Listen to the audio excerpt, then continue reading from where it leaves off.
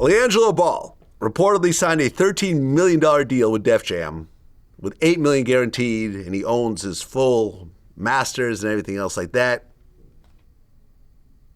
Your thoughts on this? I'm not surprised if that's true. Does it sound true? As someone who's been through the major label system before. I mean, it doesn't sound true based off of the climate that the music business is in right now. Because it's one song. Right. Yeah. Right. It doesn't sound true, but I mean, with all the dick riding that goes on in the music business, ain't no telling.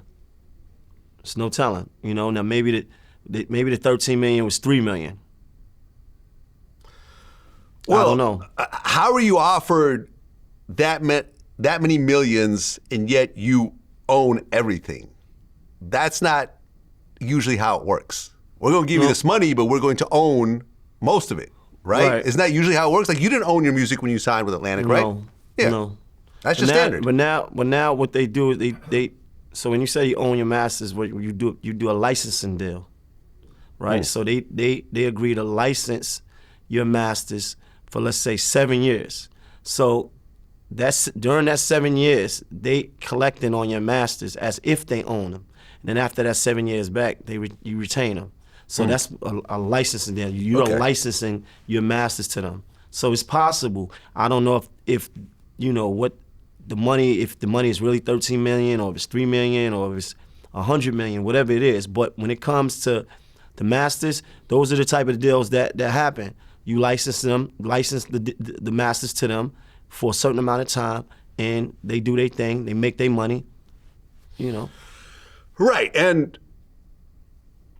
when you get a multi-million-dollar deal, you'll get a certain amount of money in your pocket. Right. But the majority of it is your budget for promo, flights, recording, promo, everything, marketing, everything. Marketing, all that type of stuff. And labels are very good at marking stuff up to make it look like they just spend $1 million when they spend $100,000. Right. I mean, I remember when I had Math Hoffa on here recently, he seemed generally annoyed that as someone who has been doing music for a long time and grinding and, you know, big in the battle rap circuit and respected, that he still hasn't been able to get a great deal. Whereas LiAngelo Ball pops up with one song and suddenly... So is that what he's trying to do? I don't think you should even be trying to get a major deal. I mean, Matt told me in our last interview that he's thinking of just putting podcasting aside and just focusing on his music full time. I wouldn't do that. I agree. I would not do that. I told him the same thing. I would not do that. Yeah. At all. But I understand the love for music. It comes from a more of a loving place. Like, you love to do music. You know, even if it's not paying your bills, like, you love to do it. You have a passion for it. You see yourself on stage and everybody screaming your song, screaming the words, right? You see that for yourself. But nah, I wouldn't do that. No, please. Keep the podcast, man. I agree, because I feel that he's made some actual real traction in this game that's not easy to break into. And probably made money. Yeah. He's making more money than he's ever made before. Right. And like me and Math, like, our relationship started, 12 years ago. I've always kind of felt like he was like my little brother, and I'd always, like, you know, when he would do something crazy, like, you know, punch a rapper during a battle, I'd be the one calling him and, like, basically saying, like, what are you doing right now? Right. Like, come on, seriously. Like, you're bugging. Yeah, but I understand the mentality to, like, nah, man, I want to get this to the world. I want to express how I felt, how I feel, what I'm going through. I want to do a party song. I want to do a girl song. I want to give them my pain. I get that. I get the need to want to do that and always see yourself actually sharing with the world. So I understand. I think, like, would you say that most human beings, if given a choice, would be a musical star as opposed to, like, a famous actor or a famous athlete or just a billionaire that no one knows about? I think most people would go with the music because it's exhilarating. It's emotional. Right?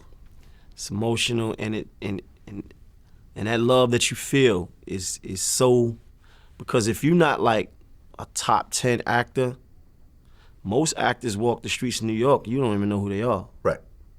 right? But a rapper, a star rapper, a notable, well-known rapper, can I take your picture? Oh my God. You know, that feeling, that love. Yeah, people would love to feel what that feels like. Well, and also the ability to get on stage in front of thousands of people. That's something that, well, I mean, athletes definitely do that. Yeah, but it's usually a team sport, you know, with a bunch of other saying people. your words and they singing it word for word. You in an arena that holds 20,000. Listen, it's no feeling like that in the world. Yeah, I mean, I got to feel it a little bit during my DJ days. Right. To DJ and have a whole huge right. club and everyone's dancing. You're controlling the crowd. You turn off the volume and they finish the song. You transition to the next song. That's right. It's a little bit of that. Yeah, it's similar. Yeah, it's similar. And I loved it. But then at one point I said, this is not going to translate well as I get older. Mm-hmm. How old was I when I started VladTV? Hold on, let me do the math here. I was 35. Mm-hmm. I was 35, still DJing, still doing mixtapes, doing DVDs.